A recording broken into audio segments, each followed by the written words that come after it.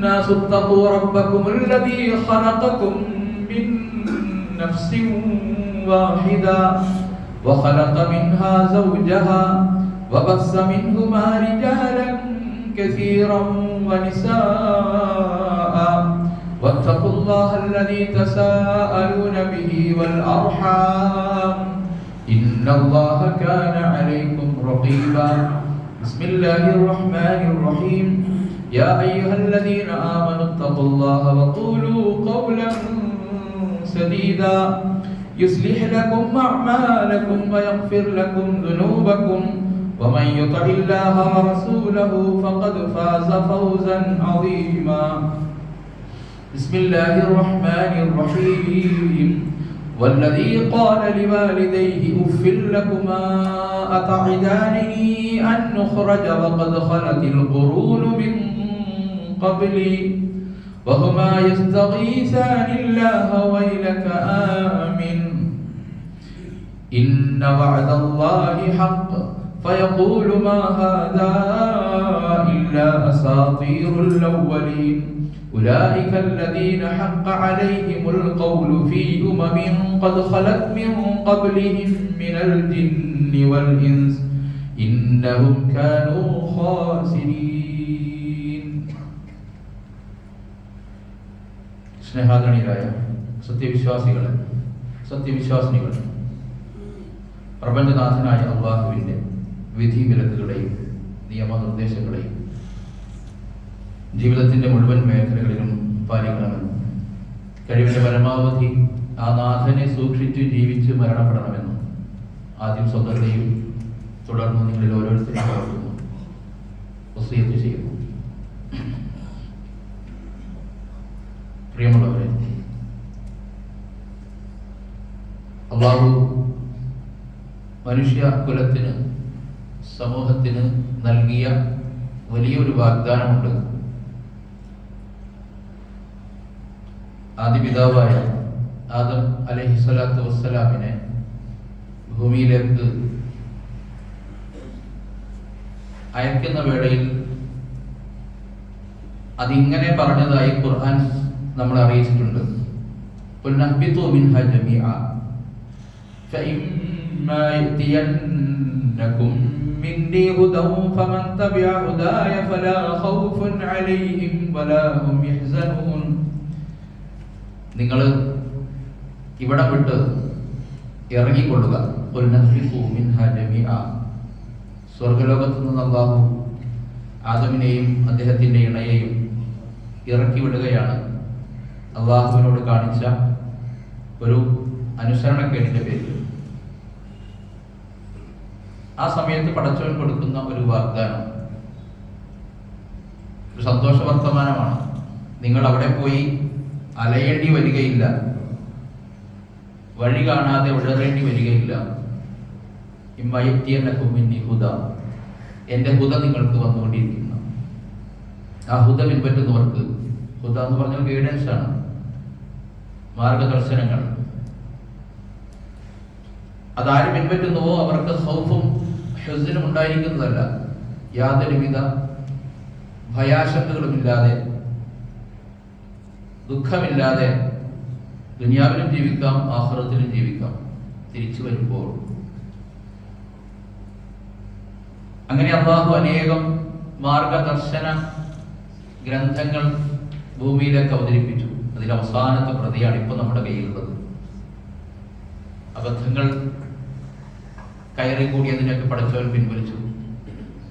അതിനൊക്കെ നസ്ഖ് ചെയ്തുകൊണ്ട് അബദ്ധം സംഭവിക്കാൻ ഒരു സാധ്യതയും ഇല്ലാത്തത് എന്ന് അവർ പറഞ്ഞു അവതരിപ്പിച്ചതാണ് ഖുർആനിനെ. അത് വായിച്ചു നോക്കി നമുക്ക് മനസ്സിലാവും. അതിൽ പറഞ്ഞിട്ടുള്ള നിർദ്ദേശങ്ങൾ മുൻവേദ ഗ്രന്ഥങ്ങളിലും അങ്ങനെ തന്നെയാണ്. മനുഷ്യർക്ക് ഗുണകരമായതല്ലാത്ത, മനുഷ്യന്റെ നന്മയില്ലാത്ത ആത്യന്തികമായി എല്ലാ നിയമങ്ങളും വിശുദ്ധ ഖുർആനിലേത് മനുഷ്യോപകാരപ്രദമാണ്. അൽ മസ്വാലിഹുൽ ആമ്മ, അതാണ് ഇസ്ലാമിന്റെ തന്നെ, ഖുർആനിന്റെ ഇസ്ലാമിന്റെ തന്നെ പൊതു തത്വം. അതാണ് പൊതു നന്മയാണ്. എന്തിലാണോ നന്മയുള്ളത് അത് ഇസ്ലാം അനുവദിച്ചിട്ടുണ്ട്. അല്ലെങ്കിൽ ഇസ്ലാം എന്താണോ, ഖുർആൻ എന്താണോ കൽപ്പിച്ചിട്ടുള്ളത്, അനുവദിച്ചിട്ടുള്ളത് ഒക്കെയും മനുഷ്യർക്ക് നന്മയാണ്, ഗുണമാണ്. ഫത്തബിഊഹു ഖൈറുൽ ലക്കും എന്ന് ഖുർആനിൽ നമുക്ക് കാണാൻ പറ്റും, പലയിടങ്ങളിലും കാണാൻ പറ്റും. നിങ്ങളത് പിൻപറ്റൂ, അതാണ് നിങ്ങൾക്ക് ഗുണകരം എന്ന് പറയുന്നു. ഖുർആൻ എന്താണ് വിലക്കിയിട്ടുള്ളത് അതൊക്കെ മനുഷ്യർക്ക് ദോഷകരമാണ്, വിനാശകരമാണ്, മനുഷ്യരെ നശിപ്പിക്കുന്നതാണ് എന്നും നമുക്ക് കാണാൻ സാധിക്കും. അതിലൊരു വിഷയമാണ്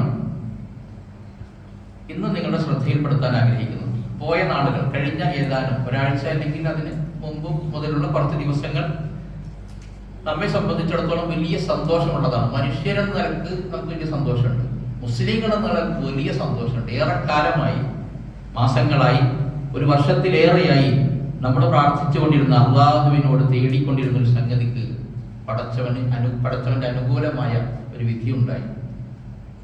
ഫലസ്തീനിൽ നിന്ന് ഇസ്രായേലികൾ, അവരുടെ പട്ടാളക്കാർ പിൻവാങ്ങി തുടങ്ങി. വെടിയൊച്ചകൾ നിലച്ചു, പീരങ്കിയുടെ ശബ്ദമില്ല. കുട്ടികളും മുതിർന്നവരും ഒക്കെ വലിയ സന്തോഷത്തിലാണ്. ആ നാട് ഒരു പുതിയ ജീവിതത്തിന് തുടക്കം കുറിക്കുന്നതിൻ്റെ എല്ലാ ആഘോഷങ്ങളും ഞാനും നിങ്ങളൊക്കെ സാമൂഹ്യ മാധ്യമങ്ങളിൽ കണ്ടുകൊണ്ടിരിക്കുന്നു. അത് വലിയ സന്തോഷമുള്ളതാണ്. അൽഹംദുലില്ലാഹ് നമ്മൾ എത്ര വട്ടം പറയണമെന്ന് നമുക്കറിയില്ല. കാരണം അത്രയേറെ നമ്മൾ പ്രാർത്ഥിച്ചിട്ടുണ്ട്. നമ്മളിലെ മുതിർന്നവർ മാത്രമല്ല, ചെറിയ മക്കൾ പോലും പ്രാർത്ഥിച്ചിട്ടുണ്ട്. അത്ര ദയനീയമായ ചിത്രങ്ങളാണ് നടന്നു വന്നുകൊണ്ടിരുന്നത്. 570 ദിവസം കൊണ്ട് 47,000 ആളുകളെ, അതായത് ഒരു ദിവസം 100 ആളുകളെയാണ് ശരാശരി കൊന്നുകൊണ്ടിരുന്നത്. അത്രയും കണ്ണിൽ ചോരയില്ലാത്ത, അതിന് മാത്രം വലിയ പാതകം ചെയ്തിട്ടില്ല. തങ്ങളുടെ അകാരണമായി പിടിച്ചു വെച്ച, തടവിലിട്ട കുട്ടികളെയും മുതിർന്നവരെയും സ്ത്രീകളെ പോലും എങ്ങനെയെങ്കിലും ജയിലിൽ നിന്ന് രക്ഷിക്കാൻ വേണ്ടി ഒരു സംഘം നടത്തിയ ഒരു നടപടി, അത് വലിയ പ്രതികാരത്തിലേക്ക് ഇസ്രായേലികളെ കൊണ്ടെത്തിക്കുകയായിരുന്നു. അല്ലെങ്കിൽ അവരെ അങ്ങോട്ട് നയിക്കുകയായിരുന്നു. വേറൊരു ഉദ്ദേശം അവർക്കുണ്ടായിരുന്നില്ല. പിടിച്ചു വെച്ചുള്ള ആളുകളെ ഞങ്ങളുടെ വിട്ടുതന്ന ഞങ്ങൾ പിടിച്ചുള്ള ആൾക്കാർ വിട്ടുതരാം, അത്ര അവർ പറഞ്ഞുള്ളൂ. പക്ഷെ അതിനുവേണ്ടി അവർ അനുഭവിക്കേണ്ടി വന്നത് ചരിത്രത്തിൽ തുല്യതയില്ലാത്ത, നമ്മുടെ ലോകമഹായുദ്ധങ്ങളൊക്കെ വായിക്കുമ്പോൾ നമ്മൾ ശരിക്കും ആലോചിക്കാറുണ്ട്, അന്നൊന്നും മനുഷ്യരുണ്ടായിരുന്നില്ല, കണ്ടിച്ചവരുള്ള ആരും ഉണ്ടായിരുന്നില്ല, എന്താ ഇത്ര വലിയ ക്രൂരതയാണ് നടന്നത് എന്ന് ചിന്തിച്ചു പോകാറുണ്ട്. പക്ഷെ നമ്മുടെ ഈ കാലഘട്ടത്തിലും അത് നടക്കുന്നു എന്നതാണ്. ഇത്രയും വലിയ മനുഷ്യാവകാശങ്ങൾക്ക് വേണ്ടിയുള്ള മുറവിളി ഉയരുന്ന, എന്തെങ്കിലും ഒരു ചെറിയ കാര്യം എവിടെയെങ്കിലും നടന്നാൽ പോലും ലോകം മുഴുവനും ഇടപെടുന്ന ഒരു സമയത്ത്, ഒരു കാലഘട്ടത്തിലും ഒരു വിഭാഗം ആളുകൾ മുഴുവനും ഇങ്ങനെ കൊന്നുകൊണ്ടേയിരിക്കുക. ആശുപത്രികളിൽ പോലും മാരകമായി പരിക്കേറ്റ് ജീവൻ മരണ പോരാട്ടം നടക്കുന്ന ആശുപത്രികളിൽ പോലും ബോംബ് കൊണ്ടുവന്നിടുന്ന ഒരു സാഹചര്യത്തിലാണ് അല്ലാഹുവിൽ അൽഹംദുലില്ലാഹ് പടച്ചവന്റെ തീരുമാനമുണ്ടായത്, ഇനി വേണ്ടായത്. അവർ തന്നെ മുന്നോട്ട് വെച്ച, ഇരുകൂട്ടരും അംഗീകരിച്ച വ്യവസ്ഥകൾ, ആ വ്യവസ്ഥകൾക്ക് അനുസരിച്ചുള്ള കൈമാറ്റങ്ങൾ നടന്നുകൊണ്ടിരിക്കുന്നു. ഇനിയും അങ്ങനെ ഒരു ദുരന്തത്തിലേക്ക് പോകാതെ ആ നാടിനെ അള്ളാഹു കാത്തുരക്ഷിക്കുമാറാകട്ടെ എന്നുള്ളൊരുക്കി പ്രാർത്ഥിക്കേണ്ട സന്ദർഭമാണിത്. ഇനി എന്താണ് ഇപ്പൊ അവർ വെച്ചിട്ടുള്ള വ്യവസ്ഥകളുടെ കാലഘട്ടം കഴിഞ്ഞാൽ പിന്നെ എന്ത് എന്നൊരു ആശങ്ക നമ്മുടെയൊക്കെ മനസ്സിലുണ്ട്. അങ്ങനെ ആശങ്കകളുടെ കാർമേഘങ്ങളെയൊക്കെ നീക്കിയിട്ട് ഒരു പുതിയ ജീവിതം അവർക്ക്, ആ നാട്ടിന് അള്ളാഹു പ്രദാനം ചെയ്യുമാറാകട്ടെ എന്ന് പ്രാർത്ഥിക്കുകയാണ്. അതോടൊപ്പം തന്നെ വേദനിക്കുന്ന, എന്റെ വിഷയവുമായി ബന്ധപ്പെട്ടത് വേദനിക്കുന്ന ചില ചിത്രങ്ങൾ കൂടി കഴിഞ്ഞ ആഴ്ചകളിലുണ്ടായി. അതിലേക്കാണ് നിങ്ങളുടെ വിരൽ ചൂണ്ടുന്നത്. ഞാൻ പറഞ്ഞല്ലോ, അള്ളാഹു നമുക്ക് എന്തെങ്കിലും വിലക്കിയിട്ടുണ്ടെങ്കിൽ അത് മനുഷ്യർക്ക് അത്രയേറെ, ചില വിവാഹ സംബന്ധമായ ചില കേസിൽ പോലും ഖുർആൻ പറഞ്ഞിട്ടുണ്ട്, അള്ളാഹു പ്രവാചകൻ പറഞ്ഞിട്ടുണ്ട്, നിങ്ങളുടെ മകളെ അനുയോജ്യനായ ദീനുള്ള ഒരു ചെറുപ്പക്കാരൻ വന്ന് വിവാഹ അന്വേഷണം നടത്തിയാൽ നിങ്ങൾ അവന് കല്യാണം കഴിച്ചു കൊടുക്കണം നിങ്ങളുടെ മകളെ. വഇല്ലാ തകുൻ ഫിൽ അർദി ഫിത്നത്തുൻ വഫസാദുൻ കബീർ, അല്ലെങ്കിൽ വലിയ കുഴപ്പമുണ്ടാകും, ഫിത്നയുണ്ടാകും എന്ന്. വിവാഹം ചെറിയ സംഗതിയാണത്. ആ സമയത്ത് പോലും അള്ളാഹു റസൂലിന്റെ ഒരു താക്കീതുണ്ട്, നിങ്ങളുടെ ദീനിനാണ് പ്രാമുഖ്യം, മറ്റൊന്നിനുമല്ല. അത് നമ്മൾ കണ്ടുകൊണ്ടിരിക്കുന്നുണ്ട്. ദീനില്ലാത്തയിടത്ത് എന്ത് നടക്കുന്നു, ദീനുള്ളിടത്ത് എന്ത് നടക്കുന്നു എന്ന് ഈ വൈവാഹിക ജീവിതം നയിക്കുന്ന ആളുകളെ നിരീക്ഷിച്ചാൽ നമുക്ക് മനസ്സിലാകും. അതിനേക്കാളൊക്കെ അപ്പുറം ഖുർആൻ വിലക്കിയ മറ്റൊരു സംഗതിയാണത്. സൂറത്തു അൽ-മാഇദയിലെ 90-ാമത്തെ ആയത്തിലാണ്, യാ അയ്യുഹല്ലദീന ആമനൂ ഇന്നമൽ ഖംറു വൽ മൈസിറു വൽ അൻസാബു വൽ അസ്ലാമു റിജ്സും മിൻ അമലി ശൈത്വാനി ഫജ്തനിബൂഹു ലഅല്ലകും തുഫ്ലിഹൂൻ. യാ അയ്യുഹല്ലദീന ആമനൂ, ഹേ വിശ്വാസികളെ, ഇന്നമൽ ഖംറു, ഖംർ മദ്യം, വൽ മൈസിറു ചൂതാട്ടവും, വൽ അൻസാബു പ്രതിഷ്ഠകളും, വൽ അസ്ലാമു പ്രശ്നക്കോലുകളും, റിജ്സും മിൻ അമലി ശൈത്വാൻ ഈ 4 കൂട്ടങ്ങളും പൈശാചികമായ മ്ലേച്ഛ പ്രവർത്തികളാണ്. ഫജ്തനിബൂഹു അത് നിങ്ങളുടെ ജീവിതത്തിലേക്ക് അടുപ്പിക്കരുത്, വളരെ ദൂരെ മാറ്റി നിർത്തിയേക്കണം അതിനെയൊക്കെ. ലഅല്ലകും തുഫ്ലിഹൂൻ എങ്കിലേ നിങ്ങൾക്ക് ജയിക്കാൻ കഴിയൂ ഇഹത്തിനും പരത്തിനും. വലിയ പ്രാധാന്യത്തോടു കൂടി അള്ളാഹു 3 ഘട്ടങ്ങളിലായിട്ടാണ് ഇതിൽ ഒന്നാമത്തെ സംഗതിയെ നിരോധിച്ചത്. 3 ഘട്ടങ്ങളിലെ, കാരണം അത്രയേറെ മുങ്ങിക്കിടന്നിരുന്ന ആണ്ട് കിടന്നിരുന്ന ഒരു സമൂഹത്തോടാണ് ഖുർആൻ പറഞ്ഞത്, പറയാൻ പോകുന്നത് എന്ത്, അതിലേക്ക് വരരുത്, ഇനി അതിലേക്ക് അടുക്കരുത്, അത് നിങ്ങൾക്ക് നിഷിദ്ധമാണ് എന്ന് പറയാൻ തുടങ്ങുന്നതിന് മുമ്പ് ഖുർആൻ എന്ന് പറഞ്ഞു, യസ്അലൂനക അനിൽ ഖംറി വൽ മൈസിർ ഖുൽ ഫീഹിമാ ഇസ്മുൻ കബീറുൻ വമനാഫിഉ ലിന്നാസ്. താങ്കളോട് അവർ ഖംറിനെ കുറിച്ചും മൈസറിനെ കുറിച്ചും ചോദിക്കുന്നു, മദ്യത്തെ കുറിച്ചും ചൂതാട്ടത്തെ കുറിച്ചും. ചൂതാട്ടം എന്ന് പറഞ്ഞാൽ നമ്മുടെ ഇപ്പോഴത്തെ കാലത്ത് ലോട്ടറി ടിക്കറ്റ് ആക്കി പറയുന്നത്, വലിയ ആഘോഷപ്പുറം സർക്കാരൊക്കെ പറയുന്നല്ല, ഒരുപാട് ആളുകൾക്ക് തൊഴിലവസരം കൊടുക്കുന്നുണ്ടെന്ന്. അതിനെക്കുറിച്ചാണ് ഖുർആനിൽ സംസാരിക്കുന്നത്. അതിനെക്കുറിച്ച് അവർ ചോദിക്കുന്ന പ്രവാചകരെ പറയുക, അതിൽ ചില ഗുണങ്ങളുണ്ട്, പക്ഷെ വലിയ കുറ്റമുണ്ടതിൽ. ഇസ്മുൻ കബീർ, വലിയ കുറ്റമുണ്ട്, പാപമുണ്ടതിൽ എന്ന് മറുപടി പറയുക പ്രവാചകരെ.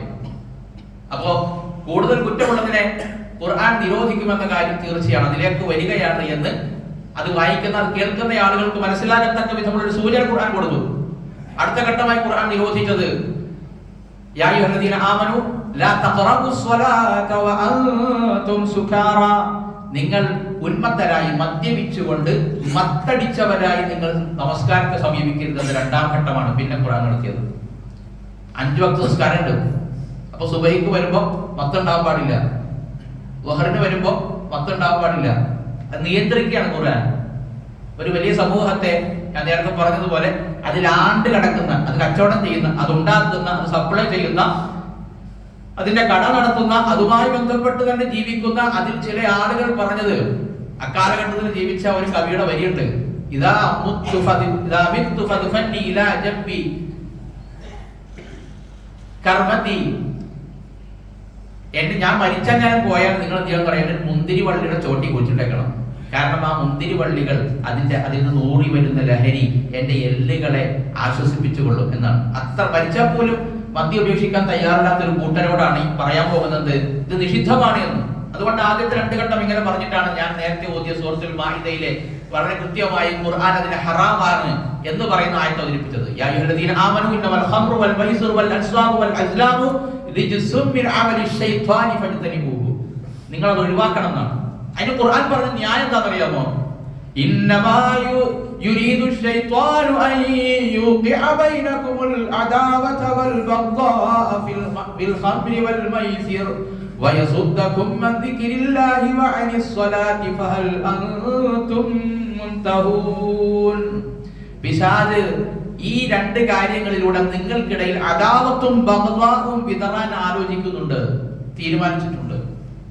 അദാവത്ത് ശത്രുതയാണ്, ബഗ്ദ എന്ന് പറഞ്ഞാൽ വിദ്വേഷമാണ്. എന്റെ നാടാണ് പറവൂര്, വൈപ്പിക്കര. എന്റെ നാട്ടിൽ നിന്ന് 10-20 കിലോമീറ്റർ ദൂരെയാണ്.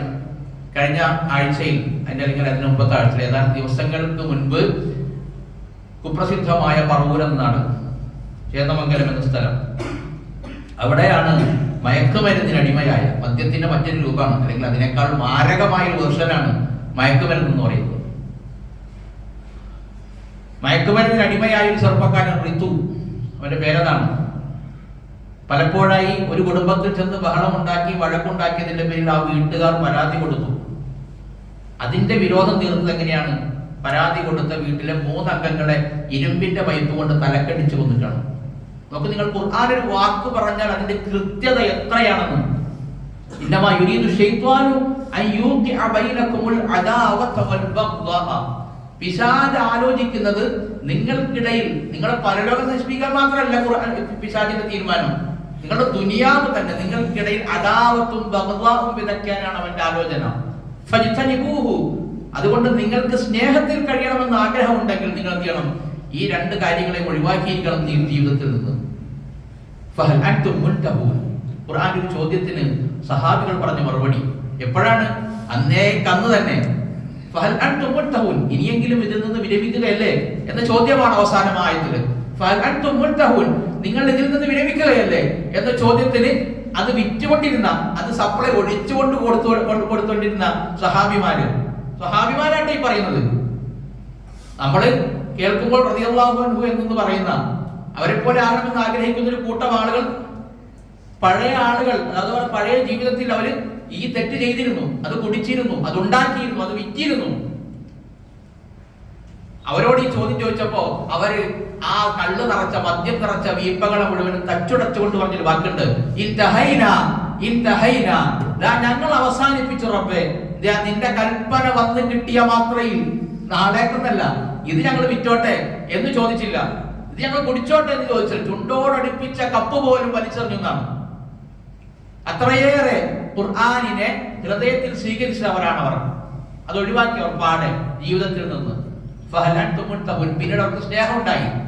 നമുക്കറിയാം, ഒരുമിച്ച് മദ്യഷാപ്പിലേക്ക് പോകുന്ന ആളുകൾ തോളിൽ കൈയിട്ടാ പോവുക, പക്ഷെ തിരിച്ചു വരുമ്പോൾ കുടിച്ച ആ ലഹരിയിൽ അവരിൽ ഒരാൾ മറ്റൊരാളെ കൊല്ലുന്നു. എത്രയോ കൊലപാതകങ്ങൾ അങ്ങനെ ഉണ്ടായിട്ടുണ്ട്.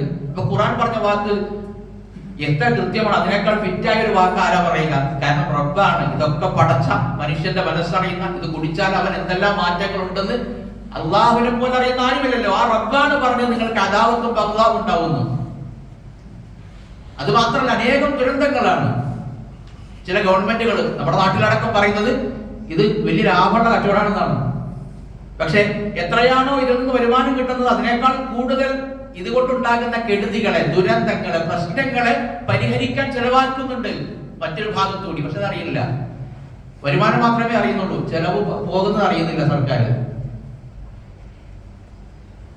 നിങ്ങൾക്ക് ഇതുകൊണ്ട് ദോഷമാണെന്ന് ഖുർആൻ പറഞ്ഞാൽ ദോഷം തന്നെയാണ്. ഒരു വിശ്വാസിക്കത് ഭൂഷണമല്ല, ചേർന്നതല്ല മുസ്ലിമിന്. വിശ്വാസി ആയിക്കൊണ്ട് ഒരാൾ വിഭജിക്കുകയില്ല എന്ന് പറഞ്ഞാൽ ഒരാൾ വിഭജിക്കുമ്പോൾ അയാൾ വിശ്വാസിയല്ല എന്നതിന്റെ അർത്ഥം. ഒരുവൻ മദ്യപിക്കുമ്പോഴും അവൻ മുഅ്മിനല്ല. മുഅ്മിനായ ഒരാൾ മദ്യപിക്കുകയില്ല എന്നും, മദ്യപിക്കുന്നവരാരെങ്കിലും ഉണ്ടെങ്കിൽ അവൻ മുഅ്മിനല്ല എന്നും രണ്ടു നിലക്ക് നമുക്ക് ഈ ഹദീസിനെ വായിച്ചെടുക്കാൻ സാധിക്കും. ആരെങ്കിലും അത് കഴിച്ചാൽ കുല്ലു മുസ്കിരിൻ ഖംറുൻ വകുല്ലു മുസ്കിരിൻ ഹറാം വമൻ ശരിബൽ ഖംറ ഫി ദുനിയ ഫമാത വഹുവ യുഅ്മിനുഹാ ഫലം യതുബ് ഫലം യശ്റബുഹാ ഫിൽ ആഖിറ. ഒരാൾ ദുനിയാവിൽ വെച്ച് കഴിച്ചു, മരണം വരെയും അയാൾക്ക് അതിൽ ഖേദം ഉണ്ടായില്ല, തൗബ ചെയ്ത് മടങ്ങിയില്ല, അതിനുള്ള ശിക്ഷ പറയുകയാണ് പ്രവാചകൻ. ഇമാം മുസ്ലിം ഉദ്ധരിക്കുന്ന ഹദീസിൽ ഫലം യശ്റബുഹാ ഫിൽ ആഖിറ. കഴിഞ്ഞ തവണ ഞാൻ അവസാനം ഖുതുബക്ക് വന്ന സ്വർഗം എന്ന വിഷയം പറഞ്ഞിരുന്നു. കേട്ട ആളുകൾക്ക് ഓർമ്മയുണ്ടാകും. 4 അരുവികളെ കുറിച്ച് ഖുർആൻ പറഞ്ഞ് ഞാൻ സൂചിപ്പിച്ചിരുന്നു. അതിലൊന്ന് വഅൻഹാറും മിൻ ഖംറിൻ ലസ്സത്തിൻ ലിശാരിബിൻ, കുടിക്കുന്നവർക്ക് രുചികരമായ, കുടിച്ചാൽ തലവേദനിക്കാത്ത, മത്തുബാധിക്കാത്ത, ഏറ്റവും ആസ്വാദ്യകരമായ പാനീയം എന്ന നിലയിൽ ഖംറ് അവർക്ക് നൽകപ്പെടുമെന്ന് വിശുദ്ധ ഖുർആൻ പറഞ്ഞു. സൂറത്ത് മുഹമ്മദിൽ പ്രവാചകൻ പറയുകയാണ്, ദുനിയാവിലത് കുടിക്കുകയും എന്നിട്ട് മരണം വരെയും അതിൽ കുറ്റബോധമില്ലാതിരിക്കുകയും ചെയ്തയാൾ ലം യശ്റബ്ഹാ ഫിൽ ആഖിറ, ആഖിറത്ത് നാളില്, അന്ത്യനാളിൽ അയാൾക്ക് അല്ലാഹു ഇത് കുടിക്കാൻ കൊടുക്കില്ല എന്നാണ് പറഞ്ഞാൽ. സ്വർഗത്തിൽ ആൾ കേട്ടില്ല, സ്വർഗത്തിൽ കയറിയത് കുടിക്കും, സ്വർഗത്തിൽ കയറുകയില്ല എന്നതിന്റെ വേറൊരു ഭാഷയാണത്. ലം യശ്റബ്ഹാ ഫിൽ ആഖിറ, അന്ത്യനാളിൽ അയാൾക്ക് ഇത് കുടിക്കാൻ കൊടുക്കില്ല പടച്ചവൻ. മറ്റൊരു ഹദീസിൽ നമുക്ക് കാണാം, ഇന്ന അലല്ലാഹി അസ്സ വജല്ല അഹ്ദൻ ലിമൻ യശ്റബുൽ മുസ്കിറ, ലഹരി ഉള്ള എന്തെങ്കിലും കഴിക്കുന്ന ആളുകൾ, അത് മദ്യം തന്നെ ആകണമെന്നില്ല. നമ്മൾ നേരത്തെ പറഞ്ഞ ഇപ്പൊ നമ്മുടെ നാട്ടിൽ കൂടി വരുന്ന MDMA അതല്ലാത്ത കുറെ സാധനങ്ങൾ ഉണ്ടല്ലോ, വില കൂടിയതും കുറഞ്ഞതുമായ സാധനങ്ങൾ, അതിന്റെ കച്ചവടക്കാരുണ്ട്. ചെറിയ മക്കൾ പോലും അതിന്റെ കച്ചവടക്കാരാണ്. ഞാൻ അങ്ങോട്ട് വരാം. അങ്ങനെ ആരെങ്കിലും ലഹരി ഉണ്ടാക്കുന്നതിന് കഴിച്ചാൽ അള്ളാഹുവിന് ഒരു കരാറുണ്ട്. അതിതാണ് ലിമൻ യശ്റബുൽ മുസ്കിറ അൻ യസ്ഖിയഹു മിൻ തീനത്തിൽ ഖബാൽ. സഹാബികളോട് പറയാണ്, അത്തരം ആളുകൾ അള്ളാഹു തീനത്തുൽ ഖബാൽ കുടിപ്പിക്കുന്നതാണ്. തീനത്തുൽ ഖബാലിൽ നിന്ന് അള്ളാഹു കുടിപ്പിക്കും. സഹാബികൾക്ക് മനസ്സിലായില്ല. ഖാലു യാ റസൂലല്ലാഹ് വമാ തീനത്തുൽ ഖബാൽ, എന്താ നബിയെ തീനത്തുൽ ഖബാൽ എന്ന് പറഞ്ഞാൽ? ഖാല, റസൂലുള്ളാഹി പറഞ്ഞു, അറഖു അഹ്ലിൻ നാർ ഔ ഉസാറത്തു അഹ്ലിന്നാർ. രണ്ടാമൊരു വാക്കാണ് നബി പറഞ്ഞത്. റിപ്പോർട്ട് ചെയ്ത സഹാബിക്കോ അല്ലെങ്കിൽ റിപ്പോർട്ട് ചെയ്ത റാവിക്കോ തെറ്റിപ്പോയതാണ്, ഓർമ്മിപ്പിച്ച് സംഭവിച്ചതാണ്. അറഖു അഹ്ലിന്നാർ എന്നാണോ ഉസാറത്തു അഹ്ലിന്നാർ എന്നാണോ പ്രവാചകൻ പറഞ്ഞതെന്ന് ഓർക്കുന്നില്ല. എന്ന് പറഞ്ഞാൽ നരകക്കാര് കത്തിയതിനു ശേഷം അവരുടെ ശരീരത്തിൽ നിന്ന് ഒലിക്കുന്ന ചലമാണ്. അതും നരകം പറഞ്ഞപ്പോൾ നമ്മൾ പറഞ്ഞിരുന്നു. അതിൽ നിന്നങ്ങനെ ഒരു തൊട്ടി ഭൂമിയിലേക്ക്, ഒരു ബക്കറ്റ് ഭൂമിയിലേക്ക് ഒഴിച്ച ഭൂമി മുഴുവൻ നാറാനെന്ന് മതി. ദുർഗന്ധപൂരിതമായിട്ട് മനുഷ്യർക്ക് താമസിക്കാൻ കഴിയാത്ത വിധമായി ഭൂമി മാറും. എത്ര വേണം? ഒരു തൊട്ടിയെ വേണ്ടു. ആ സാധനം ഇത് കുടിപ്പിക്കുന്നതാണ് ആര്? ലിമൻ യശ്റബുൽ മുസ്കിറ. ആരാണ് അല്ലാഹു ദുനിയാവിൽ നിഷിദ്ധമാക്കിയ മുസ്കിറിലെ ഏതെങ്കിലും ഒരു ഇനം രുചിക്കുന്നത് അല്ലെങ്കിൽ കഴിച്ചുകൊണ്ടിരിക്കുന്നത്, അയാളെ അല്ലാഹു കുടിപ്പിക്കുന്നു. അപ്പൊ സ്വർഗത്തിൽ പ്രവേശിക്കില്ല, നരകത്തിലായിരിക്കും. നരകത്തിലായിരിക്കുമെന്ന് മാത്രമല്ല, നരകത്തിൽ ഏറ്റവും മോശമായ പാനീയം കുടിക്കേണ്ടി വരും. ആർക്ക്? മദ്യപാനിക്ക്. സലാസത്തുൽ ലാ യദ്ഖുലൂനൽ ജന്ന. 3 വിഭാഗം ആളുകൾ സ്വർഗത്തിൽ പ്രവേശിക്കുകയില്ല. അതിലൊരു വിഭാഗം മുദ്മിനു ഖംർ എന്നാണ്, മദ്യപാനി, സ്ഥിരമായി മദ്യം കുടിക്കുക. ഇസ്ലാമിക മേഖലയിലൊക്കെ വളരെ സജീവമായി, ഇസ്ലാമിക പ്രവർത്തനങ്ങളിലൊക്കെ വളരെ ഊർജിതമായി പോസ്റ്റർ ഒട്ടിക്കാനും സ്റ്റേജ് ഒരുക്കാനും ഒക്കെ രംഗത്തുള്ള ഒരു സഹോദരനെ കുറിച്ച് അദ്ദേഹത്തിന്റെ ഭാര്യ കുറെ കാലങ്ങൾക്ക് ശേഷം പറഞ്ഞു. എന്നോടല്ല, അദ്ദേഹത്തിന്റെ ഒരു അടുത്ത ബന്ധുവിനോട് പറഞ്ഞു. അവരുടെ ആ ബന്ധു വന്നിട്ട് എന്നോട്, ഞാൻ സ്ഥലത്ത് സത്യവാണ്, ഒന്ന് മദ്യപാനത്തെ കുറിച്ച് പറയണേ. നമ്മൾ ഒരിക്കലും പ്രതീക്ഷിക്കാത്ത ഒരാളെ കുറിച്ച് ഇങ്ങനെ കഥ കേട്ടു. അദ്ദേഹം വളരെ രഹസ്യമായി രാത്രിയിൽ എല്ലാവരും ഉറങ്ങിയതിനു ശേഷം, അദ്ദേഹത്തിന്റെ ഭാര്യയ്ക്ക് മാത്രം, മക്കൾക്ക് പോലും അറിയില്ല ഈ കഥ. കാരണം നാട്ടിലൊക്കെ എല്ലാ വക്തും നമസ്കരിക്കാൻ വരുന്നയാളാണ്, സുബഹിക്ക് പോലും മൂപ്പരുണ്ടാകും. പക്ഷെ മൂപ്പർക്ക് ഇതൊരു ദൗർബല്യമാണ്. എപ്പോഴോ ജീവിതത്തിന്റെ ഏതോ ഒരു ഘട്ടത്തിൽ അദ്ദേഹത്തിന് കൂടെ കൂടിയതാണ് ഈ ദുശീലം. അങ്ങനെ ആളുകൾ വളരെ രഹസ്യമായി ചെയ്യുന്ന ആളുകൾ, വല്ലപ്പോഴും ആകാമെന്ന് വിചാരിക്കുന്ന ആൾക്കാരുണ്ട്. നമ്മുടെ മക്കളൊക്കെ ഇത്തരം ദുശീലങ്ങളിൽ പെട്ടുപോകുന്നത് പലപ്പോഴും ടൂർ പോകുമ്പോഴാണ്. ഞാനൊരു സ്കൂൾ അധ്യാപകനാണ്, എനിക്ക് വളരെ കൃത്യമായിട്ട് അറിയാം. ആഘോഷവേളകളിൽ ചിലരെങ്കിലും ഇത് ഉപയോഗിക്കുന്നുണ്ട്. ടൂർ പോകുമ്പോൾ ഒരു കൂട്ടരെ, ഹൈസ്കൂളുകാരെ കൊണ്ട് കൊടൈക്കനാൽ പോയി, ഒരു സ്ഥലത്തെത്തിയപ്പോൾ പുരാണത്തിനെ കാണുന്നില്ല. അപ്പൊ അവർ ലഹരി ഉണ്ടാവുന്ന ഒരു ചെടിയോ കായോ പറിക്കാൻ പോയത്രേ, ഒരു കുന്നിന്റെ മുകളിലേക്ക്, ഒരു കാടിലേക്ക്. എന്നിട്ട് പറിച്ചുകൊണ്ടുവന്നത് ഒരു വിഷച്ചെടിയാണ്. അത് പറഞ്ഞ കുട്ടികൾക്ക് അറിയാം ഇതെന്താണ് ഇതിന്റെ പേര്, ഇതിനെന്ത് ഗുണമുണ്ടെന്നൊക്കെ. ഹൈസ്കൂളുകാരെ കുറിച്ചായി പറഞ്ഞു. 9ാം ക്ലാസ്സിലും 10ാം ക്ലാസ്സിലും പഠിക്കുന്ന കുട്ടികൾ, 7ാം ക്ലാസ്സുകാരൻ ഇതിന്റെ വ്യാപാരിയാണെന്ന് പറഞ്ഞ് നമ്മൾ വിശ്വസിക്കില്ല. അവർ ഉപയോഗിക്കുന്നു. അത്രയേറെ വാർത്തകൾ അങ്ങനെയാണല്ലോ. കഴിഞ്ഞ ദിവസം കൊന്നത് സ്വന്തം ഉമ്മയാണ്. 20ഓളം മാരകമായ മുറിവുണ്ടായിരുന്നു ആഷിഖ് എന്ന് പറയുന്ന ചെറുപ്പക്കാരന്റെ ഉമ്മയുടെ, സുബൈദയുടെ ദേഹത്ത്. മാരകമായ മുറിവുകൾ. ഉമ്മയെ കൊന്നു കളഞ്ഞു. എന്താണ്? ഇതിന്റെ ലഹരിയിൽ കൊന്നു കളഞ്ഞതാണ്. വേറെ ഒരുത്തൻ ക്യാമറ ഓൺ ചെയ്തിട്ട്, ചെറിയ പ്രശ്നം അല്ലെ, സൗന്ദര്യ പഠനങ്ങൾ എല്ലാ ദാമ്പത്യ ജീവിതത്തിലും ഉണ്ടാവും. പക്ഷെ അതിന്റെ കൂടെ ലഹരിയും കൂടി അകത്തി വന്നപ്പോ ക്യാമറ ഓൺ ചെയ്ത് വെച്ചിട്ട് ഭാര്യയെ പീഡിപ്പിക്കാൻ വേണ്ടിയിട്ട് ക്യാമറ ഓൺ ചെയ്ത് വെച്ചിട്ട് കെട്ടി തൂങ്ങി മരിക്കുകയാണ്. അങ്ങനത്തെ ഒരു കേസല്ല, അനേകം കേസുകളുണ്ട്. ഭാര്യയെ പീഡിപ്പിക്കാൻ വേണ്ടിയിട്ട് സ്വന്തം ജീവൻ കളയുക, അതൊന്നും സ്വബോധത്തിൽ ചെയ്യുന്നതല്ല. ഖുർആൻ ഈ പറഞ്ഞതുപോലെ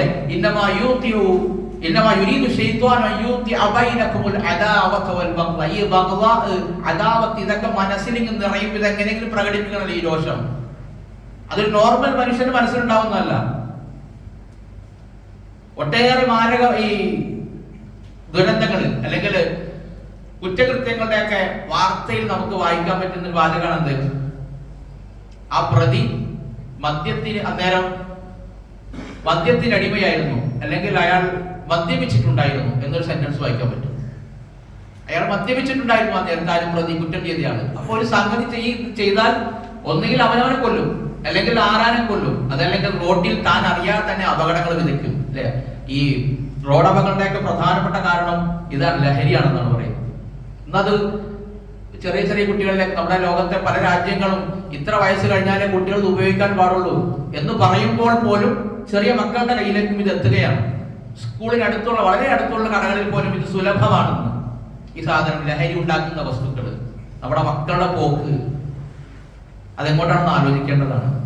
എത്രയോ ആളുകളാണ്, സ്കൂൾ അധ്യാപകരോട് ചോദിച്ചാൽ അറിയാം, അവരുടെ വാട്സപ്പ് ഗ്രൂപ്പുകളിൽ കയറിയാൽ അറിയാം. തൊട്ട് മുൻപാണ് ആ കുട്ടി മദ്യപാനിയായിരുന്നു, അതല്ലെങ്കിൽ മയക്കുമരുന്ന് അടിച്ചതെന്ന് നമുക്കറിയില്ല. പക്ഷെ ഒരു അധ്യാപകനോട് നടത്തിയ സംസാരം ആ കുട്ടിയുടെ വായുന്ന വാക്ക് തന്നെ ഞാൻ കൊന്നു കളയുന്ന പറഞ്ഞത്. നിങ്ങളെ ഞാൻ കൊന്നിടുമെന്ന് മുഖത്ത് നോക്കി പറയാൻ മാത്രം ധാർഷ്ട്യം ഉണ്ടാകുന്നു കുട്ടികൾക്ക്. പലപ്പോഴും അവർക്ക് സപ്പോർട്ടായി തീരുന്നത് ഖേദകരം എന്ന് പറയട്ടെ, പലപ്പോഴും അവർ വർക്ക് ചെയ്യുന്ന അല്ലെങ്കിൽ അവരുടെ രക്ഷിതാക്കളൊക്കെ വർക്ക് ചെയ്യുന്ന ഏതെങ്കിലും രാഷ്ട്രീയ പാർട്ടിക്കാരായിരിക്കും. പാർട്ടി വളർത്താൻ, ഇലക്ഷൻ ജയിക്കാൻ ഇതൊക്കെ സുലഭമായി ഇങ്ങനെ ഒഴുക്കി വിടും. അവരെന്തെങ്കിലും കുറ്റകൃത്യം ചെയ്താൽ പോലും കണ്ണടയ്ക്കും. പൊതുവിൽ ഞങ്ങൾ ഇതിനെതിരാണ്, ഇതിനെ പിടിച്ചു കിട്ടുമെന്നൊക്കെ പ്രസംഗിക്കുമ്പോൾ പോലും ഏതെങ്കിലും ഒരാളെ പിടിച്ചാൽ അവൻ നമ്മുടെ പാർട്ടിക്കാരനാണെങ്കിൽ അവനെ സുരക്ഷിതരാക്കാൻ വേണ്ടിയുള്ള ശ്രമം, അതിന് വേണമെങ്കിൽ പിടിച്ചുദ്യോഗസ്ഥനെ സസ്പെൻഡ് ചെയ്യാൻ വരെ ആളുകൾ ദുഷ്ടരാകുന്ന ഒരു കാലം. രാഷ്ട്രീയം പറയല്ല, പക്ഷേ ഈ സാധനം ഉണ്ടല്ലോ, ഇതിനെ വളരെ കരുതലോടെ സമീപിച്ചിട്ടില്ലെങ്കിൽ, ഇതിനെ പിടിച്ചു കെട്ടിയിട്ടില്ലെങ്കിൽ നമ്മുടെ നാട് പോകാൻ പോകുന്നത് വലിയ ദുരന്തത്തിലേക്കാണ്. അങ്ങോട്ട് എത്തുക തന്നെ ചെയ്യും. അല്പാൽപമായി അത്രയേറെ ഗ്രസിച്ചിട്ടുണ്ട്, അത്രയേറെ മുങ്ങിക്കൊണ്ടിരിക്കുന്നുണ്ട് നമ്മുടെ നാട്. പണ്ട് ഏതെങ്കിലും നഗരത്തിൽ എൻ്റെ വാപ്പയൊക്കെ കൊച്ചി ടൗണിൽ നിന്ന്, ഫോർട്ട് കൊച്ചിയിൽ നിന്ന് വേറൊരു ഗ്രാമത്തിലേക്ക് കുടിയേറിയതാണ്. അന്ന് അദ്ദേഹം പറഞ്ഞ ന്യായം, അവിടെയൊക്കെ ഈ മദ്യവും മയക്കുമരുന്നും കൂടി വരുന്നുണ്ടെന്നാണ്. ഇന്നങ്ങനെ നമുക്ക് സുരക്ഷിതമായി ചെല്ലാവുന്ന ഏതെങ്കിലും ഒരു കുഗ്രാമമെങ്കിലും ഉണ്ടോ? ഇല്ല. എല്ലാ ഇടങ്ങളും ഈ ഇതിന്റെ പിടുത്തത്തിലാണ്. ഒരുപക്ഷെ ഗ്രാമങ്ങളാണ് നഗരങ്ങളെക്കാൾ, നഗരങ്ങളാക്കാണ് ഗ്രാമം, രണ്ടും മത്സരമാണ്. അത്രയേറെ വർദ്ധിച്ചിട്ടുണ്ട്. എന്തുകൊണ്ട് ഇങ്ങനെ സംഭവിക്കുന്നു? നമ്മുടെ കുട്ടികളെ സുരക്ഷിതരാക്കാൻ നമ്മൾ എന്ത് ചെയ്യണമെന്ന ആലോചന ഉണ്ടാകേണ്ടതുണ്ട്. ഇതിന്റെ ഗൗരവം ഇതെത്ര വലുതാണ്. പരലോകം എന്നല്ല, നമ്മുടെ ദുനിയാവ് തന്നെ നശിപ്പിച്ച് കളയുന്നതാണ്. പിശാചിന് നമ്മുടെ പരലോകത്ത് കാലാകാലം നരകത്തിലാക്കുക, ഞാൻ നേരത്തെ സൂചിപ്പിച്ചതാണ്. കാലാകാലം നരകത്തിലേക്കാക്കുക എന്ന ലക്ഷ്യം മാത്രമല്ലുള്ളത്, ദുനിയാവും ഉച്ചൂടും നശിപ്പിക്കണം. അത്രയേറെ ഇന്ന ശൈത്താനലക്കും അദുവ്വു മുബീൻ എന്ന് ഖുർആൻ വെറുതെ പറഞ്ഞതല്ല. ഇതുപോലെ ശത്രു നിങ്ങൾക്ക് വേറെ ആരുമില്ല. വ്യക്തമായ പ്രത്യക്ഷനായ ക്ലിയർ ശത്രുവാണ് ആര്? പിശാച്. നിങ്ങളുടെ അവൻ പരലോകം മാത്രമല്ല ദുനിയാവ് നശിപ്പിച്ചു കളയും. അതിന്റെ ഭാഗമാണ്, അതിലെ ഏറ്റവും പ്രധാനപ്പെട്ട അവന്റെ ആയുധമാണ് മദ്യം എന്ന് പറയുന്നത്. ശിർക്ക് ചെയ്യാൻ കൂട്ടാക്കാതിരുന്ന, വ്യഭിചരിക്കാൻ കൂട്ടാക്കാതിരുന്ന, മറ്റു തിന്മകളൊന്നും ചെയ്യാൻ കൂട്ടാക്കാതിരുന്ന ഒരാളെ പിശാച് പറ്റിച്ചൊരു കഥ പറയുന്നുണ്ട് തൽബീസ് ഇബ്ലീസ് എന്ന ഗ്രന്ഥത്തില്.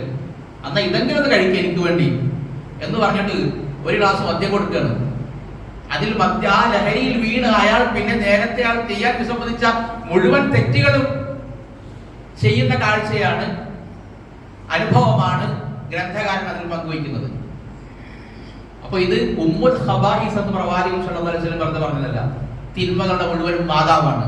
ഉമ്മുൽ ഖബായിസ്, മുഴുവൻ തിന്മകളും ഇതിൽ നിന്ന് ജനിച്ചു പിറവി കൊള്ളുമെന്ന് അള്ളാഹുവിന്റെ പ്രവാചകൻ വെറുതെ പറഞ്ഞതല്ല. കൃത്യമായി നമ്മൾ മനസ്സിലാക്കുക. അത്തരം കൂട്ടുകെട്ടിൽ പെടുന്ന ഒരു സാഹചര്യം നമ്മൾ മാറി നിൽക്കുക. മുതിർന്നവർ, കുട്ടികളുടെ കാര്യം സൂചിപ്പിക്കാം. അള്ളാഹു അങ്ങനെ ഇസ്ലാം വിലക്കിയ കാര്യങ്ങൾക്ക് ബഹുദൂരം അകന്നു മാറി നിൽക്കാൻ നാം എവരെയും സഹായിക്കുമാറാകട്ടെ.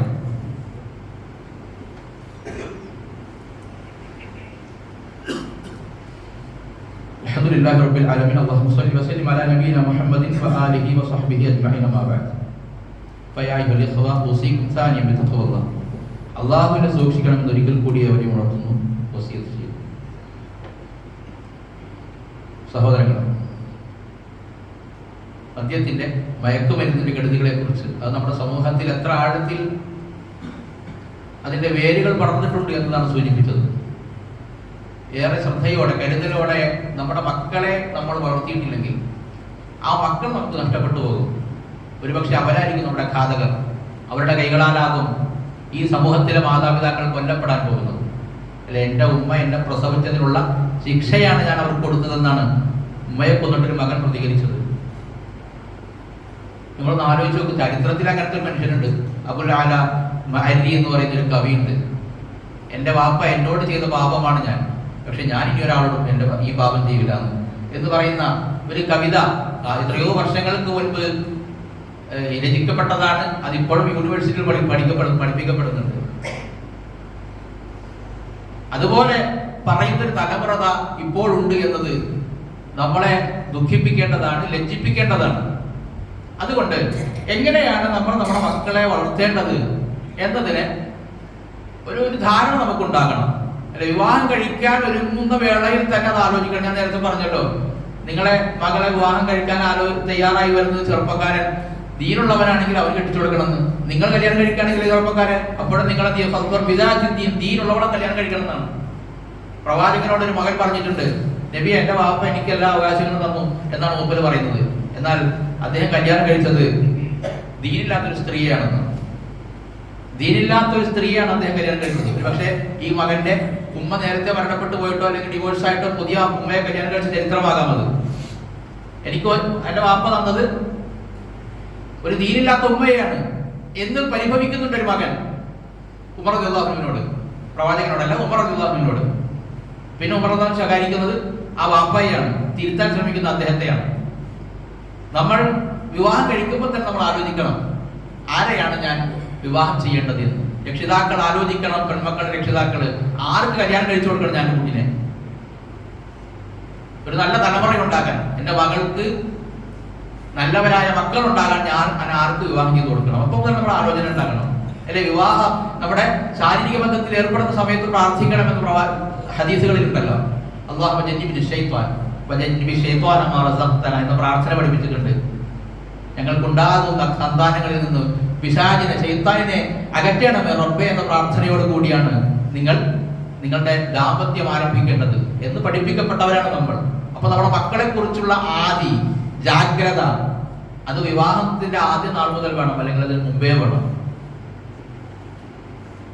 കുട്ടികൾ ജനിച്ചാൽ അവരെ വളർത്തുന്ന രീതി, ഈ മറിയം അലൈഹിസ്സലാത്തു വസ്സലാമിനെ ബൈത്തുൽ മഖ്ദസിലേക്ക് നേർച്ചയാക്കിയിട്ട് അവരെ ഏറ്റെടുക്കുന്നത് സക്കരിയ നബിയാണ്. അപ്പൊ സക്കരിയ നബി പലപ്പോഴും മറിയം അലൈഹിസ്സലാം കുഞ്ഞു മറിയമാണെന്ന്, ചെറിയ കുട്ടിയാണ്, ബാലികയാണ്, പരിചാരകയായിട്ട് അവരുടെ മാതാവ് നേർച്ചയാക്കിയതിന്റെ അടിസ്ഥാനത്തിൽ പള്ളിക്ക് നൽകിയതാണ്. പലപ്പോഴും വരുമ്പോ അവർ കഴിക്കുന്നതല്ലാത്ത ഭക്ഷണ സാധനങ്ങൾ കാണുന്നു, ആ സീസണിൽ കിട്ടാത്തത് കാണുന്നു, താൻ കൊടുത്തതല്ലാത്തത് കാണുന്നു. ആരെങ്കിലും കൊടുത്തായിരിക്കുന്നു എന്ന് വിചാരിച്ചില്ല. അദ്ദേഹം ചോദിക്കുന്ന ചോദ്യമുണ്ട്, യാ മറിയമു അന്നാ ലകി ഹാദാ, മറിയം ഇത് എവിടെ നിന്ന് കിട്ടിയതാ നിനക്ക്? കൃത്യമായ ചോദ്യമാണ്. നമ്മൾ ചോദിക്കണം. നമ്മുടെ കയ്യിൽ, നമ്മുടെ മക്കളുടെ കയ്യിൽ നമ്മൾ കൊടുത്തതല്ലാത്ത സാധനങ്ങൾ കണ്ടാൽ നമ്മൾ ചോദിക്കണം. അവരെ പേടിയാണ് പലപ്പോഴും മക്കളെ. ഞാൻ ചോദിക്കില്ല, അവൻ ചൂടാവും. അങ്ങനെ ഉണ്ടാവും ഒരു മക്കൾ, അങ്ങനെ ഉണ്ടാവാൻ പാടില്ല. മക്കൾ നമ്മുടെ കീഴിലായിരിക്കണം. രക്ഷിതാവായിരിക്കണം. അത് ആ ഉമ്മയാണെങ്കിലും ബാപ്പയാണെങ്കിലും ആ നിലയ്ക്ക് വേണം അവരെ വളർത്താൻ.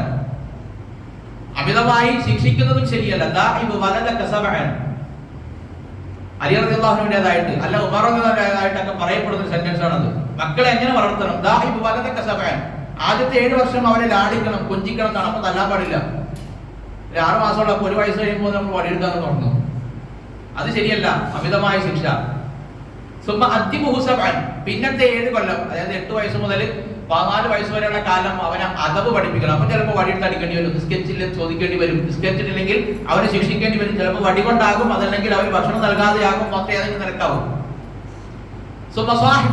പിന്നെ നിങ്ങൾ അവന്റെ സ്വാഹിബാകണം എന്നാണ്, അവന്റെ തോഴനാകണം, ചങ്ങാതിയാകണം. നമ്മളല്ലാത്ത, നമ്മളെക്കാൾ വലിയ സ്വകാര്യതകൾ പങ്കുവയ്ക്കുന്ന ഒരു കൂട്ടുകാരനോ കൂട്ടുകാരിയോ നമ്മുടെ മകൾക്കോ മകൻ ഉണ്ടാകാൻ പാടില്ല.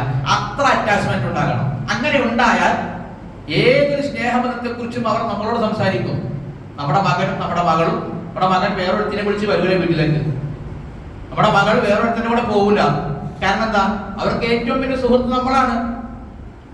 അങ്ങനെ അതിനേക്കാൾ വലിയൊരു സുഹൃത്ത് ഇല്ലാത്തത് കൊണ്ട് തന്നെ വേറൊരാളുടെയും കൂടെ പോകാൻ തയ്യാറാണ്. സ്നേഹം കിട്ടാതാകുമ്പോഴാണ് കിട്ടുന്നിടത്തേക്ക് ഒരു പോകുന്നത്. സ്നേഹമസൃണമായ പെരുമാറ്റവും വാക്കുകളൊക്കെ കേൾക്കുമ്പോഴാണ് കുട്ടികളുടെ മനസ്സ് അങ്ങോട്ട് ചായുന്നത്, പ്രത്യേകിച്ച് പെൺകുട്ടികളുടെ ഒക്കെ. അപ്പൊ നമ്മൾ ശ്രദ്ധിക്കണം. സ്വാഹിബായി കൊണ്ട് നടക്കണം. നമ്മുടെ ഇങ്ങനെ വാട്സപ്പിലും ഫേസ്ബുക്കിലും അല്ലാത്തതിലൊക്കെ മുഖം പൂഴ്ത്തി ഇങ്ങനെ ജീവിക്കരുത്. മക്കളെ കുറിച്ച് ആലോചിക്കണം. നീ അവിടെ നിന്ന് പഠിച്ചോട്ടാ, ഉമ്മച്ചി ഇപ്പുറത്തുണ്ട്, പാപ്പ അപ്പുറത്തുണ്ട് എന്നൊന്നും പറയല്ല. അവരുടെ കൂടെ ഇരിക്കണം നമ്മൾ പലപ്പോഴും. അത് വേണ്ടതാണ്. സൗഹൃദങ്ങൾ ഉണ്ടാക്കണം. ആ സൗഹൃദങ്ങളെ ഭേദിച്ച് പുതിയൊരു വലിയ സൗഹൃദത്തെ സൃഷ്ടിക്കാൻ തോന്നാൻ കഴിയാത്ത വിധമുള്ള സൗഹൃദം മക്കളുമായിട്ട് ഉണ്ടാക്കണം. അത് അനിവാര്യതയാണ്. വിശ്വാസവും കർമ്മങ്ങളൊക്കെ നമ്മിൽ നിന്ന് പഠിക്കണം. അതിന്റെ കൂലി നമുക്ക് കിട്ടുമല്ല, അത് വലിയൊരു നേട്ടമല്ലേ. ആ മക്കൾ ചെയ്യുന്ന കാലം അത്രയും നമ്മൾ മരിച്ചു പോയാൽ അവരുടെ നമസ്കാരത്തിന്റെ, അവരുടെ പ്രാർത്ഥനകളുടെ, അവരുടെ ദിക്റുകളുടെ, തസ്ബീഹുകളുടെ ഒക്കെ ഒരു ഓഹരി നമുക്ക് കിട്ടത്തക്ക വിധം നമ്മിൽ നിന്ന് പഠിക്കേണ്ട നമ്മുടെ മക്കളെല്ലാം ധിക്കാരികളായി തീരരുത്. ഞാൻ ഓതിയത് ആമുഖമായ ഒരു സൂറത്തുൽ അഹ്ഖാഫിന്റെ ആയത്താണ്. അതിങ്ങനെയാണ്: രണ്ട് വിഭാഗം മക്കളെ പരിചയപ്പെടുത്തുന്നത്. രണ്ടാമത്തെ ഒരു കൂട്ടം വല്ലദീ ഖാല ലിവാലിദൈഹി ഉഫിൽ ലകുമാ അതഇദാനി അൻ നുഖറജ വഖദ് ഖലത്തിൽ ഖുറൂനു മിൻ ഖബ്ലി. വേറൊരു കൂട്ടരുണ്ട്, മക്കളോട് മാതാപിതാക്കളോട് ഇങ്ങനെ ചോദിക്കും, നിങ്ങൾക്ക് എന്ത് ഭ്രാന്തുണ്ടോ? അതഇദാനി അൻ നുഖറജ വഖദ് ഖലത്തിൽ ഖുറൂനു മിൻ ഖബ്ലി. എത്രയോ ആൾക്കാർ മുമ്പ് കഴിഞ്ഞു പോയിട്ടുണ്ട്. അതുപോലെ നമ്മൾ മരിച്ചു പോകുന്നല്ലാതെ നമ്മൾ അള്ളാഹു ജീവിപ്പിക്കാനൊന്നും പോകുന്നില്ല. ഒരു പുനരുദ്ധാനമില്ല, ഒരു പരലോകമില്ല, സ്വർഗമില്ല, നരകമില്ല, സിറാത്തില്ല, ഒന്നുമില്ല. വെറുതെ പറ്റിക്കുകയാണ് നമ്മളെ ആരൊക്കെയോ ചേർന്ന് എന്ന് മാതാപിതാക്കളോട് സംസാരിക്കുന്ന ഒരു കൂട്ടരുണ്ട് മക്കളുടെ കൂട്ടത്തില്.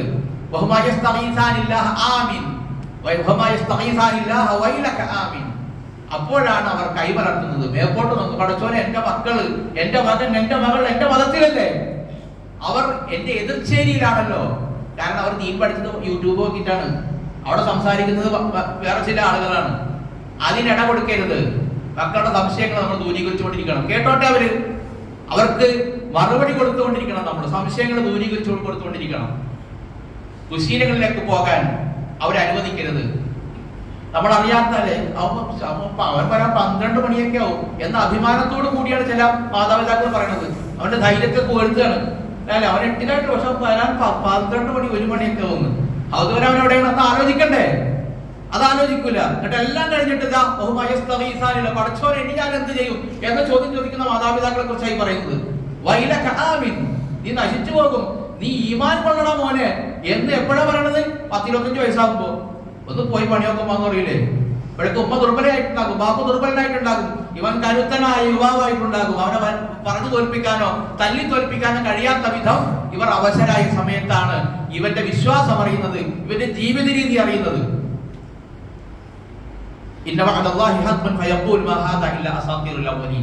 അവൻ അപ്പോഴും അതിൽ ശഠിച്ചു നിൽക്കുമെന്നാണ്. അള്ളാഹു നമ്മളെയും നമ്മുടെ മക്കളെയും കാത്തു രക്ഷിക്കുമാറാകട്ടെ. നാളെ പരലോകത്ത് നമ്മൾ വലിയ കൂലി പ്രതീക്ഷിക്കുന്നതാണ്. ആരുടെ? മക്കളെ വളർത്തിയ പടച്ചവൻ എന്റെ മക്കൾ പ്രാർത്ഥിച്ചിട്ട് വലിയ മലകൾ കാണും ഞാൻ എന്ന് പ്രതീക്ഷിക്കുന്ന മാതാപിതാക്കൾ ശൂന്യത കണ്ടാലോ, 0 ആണ് അവരുടെ ജീവിതം കൊണ്ട് അവർക്ക് കിട്ടിയതെങ്കിലോ പോയില്ല കഥ. നമ്മുടെ സമ്പാദ്യം എന്ന് പറഞ്ഞാൽ എന്താ? നമ്മുടെ സമ്പാദ്യം ബാങ്ക് ബാലൻസ് ഒന്നും അല്ലല്ല, നമ്മൾ വാങ്ങിക്കൂട്ടിയ സ്വർണ്ണമല്ല, നമ്മൾ വാങ്ങിയ കാറല്ല. ഒരു മുസ്ലിമിനെ, ഒരു മുഅ്മിനെ സംബന്ധിച്ചിടത്തോളം അവന്റെ സമ്പാദ്യം എന്ന് പറഞ്ഞാൽ പരലോകത്ത് തന്റെ മരണശേഷം പ്രാർത്ഥനകളുടെ കൂമ്പാരമായി എത്തുന്ന നമ്മുടെ മക്കളുടെ ഈ ചുണ്ടിൽ നിന്ന് ഉതിർന്നു വീഴുന്ന പ്രാർത്ഥനകളാണ്. അതാണ് നമ്മൾ കാണാൻ പ്രതീക്ഷിക്കുന്നത്, ആഗ്രഹിക്കുന്നത്. അതും കൂടി ഇല്ലാതെ പോയാലോ സഹോദരങ്ങളെ, ഇന്നത്തെ കാലത്ത് നമുക്ക് 1, 2, 3 മക്കളൊക്കെ ഉള്ളൂ. അവരെ ചൊവ്വിന് വളർത്തണം. എന്താണോ ദീൻ പറഞ്ഞതനുസരിച്ച് നീങ്ങണം. അതിന് നമ്മുടെ ചില ഇഷ്ടങ്ങളെ നമ്മൾ മാറ്റി വെക്കേണ്ടി വരും. അതിനൊരുങ്ങണം. അങ്ങനെ ഒരുങ്ങിയാൽ നല്ലൊരു തലമുറ നമുക്ക് ഉണ്ടാക്കാം. എല്ലാ രക്ഷിതാക്കളും അതിൽ ഉത്സാഹിക്കണം. ചിലപ്പോ വാപ്പ പുറത്തായിരിക്കും, കഷ്ടപ്പെട്ട് മക്കൾക്ക് ചോദിക്കണമൊക്കെ കൊടുക്കരുത്. ചിലപ്പോഴൊക്കെ നോ പറയണമെന്നാണ് ഇപ്പോഴത്തെ സൈക്കോളജി പറയുന്നത്. ചിലപ്പോഴെങ്കിലും എന്ത് പറയണം? ഇപ്പൊ പറ്റില്ല, എന്റെ ഭയമില്ല എന്ന് പറയണം. ഇല്ലായ്മ ബോധ്യപ്പെടുത്തണം. എല്ലാത്തിനും പോസിറ്റീവായിട്ട് ഞാൻ ഒരുപാട് കഷ്ടപ്പെട്ടാ പറയുന്നത്, എന്റെ മക്കളൊരു അല്ലലും അറിയരുത്. അങ്ങനെ വളർത്തേണ്ടതില്ല. അവരല്ലൽ അറിയട്ടെ, ഇല്ലായ്മ അവർ പഠിക്കട്ടെ. നോ എന്ന വാക്കൊരു കേൾക്കട്ടെ നമ്മുടെ വായിൽ നിന്ന് തന്നെ. വാപ്പ എങ്ങനെയാണ് ഇത് ഉണ്ടാക്കുന്നത്, ഉമ്മ എങ്ങനെയാണ് ഇത് നൽകുന്നത് എന്ന് മക്കൾ അനുഭവിക്കട്ടെ. ആണിനെയും പെണ്ണിനെയും അങ്ങനെ കുറച്ചൊക്കെ അധ്വാനിച്ച്, കുറച്ചൊക്കെ ശകാരിച്ച്, ചിലപ്പോഴൊക്കെ ശിക്ഷിച്ച് നമ്മൾ വളർത്തിയാൽ, അതോടൊപ്പം എന്റെ ഏറ്റവും വിശ്വസ്തനായ കൂട്ടുകാരനാണ്, എനിക്ക് എന്തും തുറന്നു പറയാവുന്നയാളാണ് എന്റെ ഉമ്മ, എന്റെ വാപ്പ എന്ന് മക്കൾക്ക് തോന്നത്തക്ക വിധം അവർ വളർത്തിയാൽ ഒരു നല്ല തലമുറയെ നമുക്ക് വാർത്തെടുക്കാൻ കഴിയും. ചുരുങ്ങിയ പക്ഷം മുസ്ലിം സമൂഹത്തിനെങ്കിലും. കാരണം അത്രയും കൃത്യമായ നിർദ്ദേശങ്ങൾ വിശുദ്ധ ഖുർആൻ പറഞ്ഞല്ലോ. അത് ഹുദയാണ്, സന്മാർഗമാണ്, ഇതനുസരിച്ച് ജീവിച്ചാൽ നിങ്ങൾക്ക് പാടില്ലാന്ന്. നിങ്ങൾക്ക് ജയിക്കണമെങ്കിൽ നിങ്ങൾ ഇതേ ഫോളോ ചെയ്താൽ മതി എന്ന് ഖുർആൻ തമാശ പറഞ്ഞതല്ല, വളരെ കൃത്യമായ വാക്കാണത്. അത് ഉൾക്കൊള്ളാൻ നമുക്ക് സാധിക്കണം. അല്ലാഹു നാം ഏവരെയും അനുഗ്രഹിക്കുമാറാകട്ടെ. വന്നുപോയ അബദ്ധങ്ങളെ തിരുത്തി മുന്നേറാൻ അല്ലാഹു നമ്മെ തുടക്കുമാറാകട്ടെ. റബ്ബന ഇഗ്ഫിർ ലനാ വലിഇഖ്വാനിന അല്ലദീന സബഖൂനാ ബിൽ ഈമാൻ വലാ തജ്അൽ ഫീ ഖുലൂബിനാ ഗില്ലൻ ലില്ലദീന ആമനൂ റബ്ബനാ ഇന്നക റഊഫുർ റഹീം. അല്ലാഹുമ്മ ഇഗ്ഫിർ ലിൽ മുഅ്മിനീന വൽ മുഅ്മിനാത്ത് വൽ മുസ്ലിമീന വൽ മുസ്ലിമാത്ത് അൽ അഹ്യാഇ മിന്നാ വൽ അംവാത്ത്. റബ്ബനാ ളലംനാ അൻഫുസനാ വ ഇൻ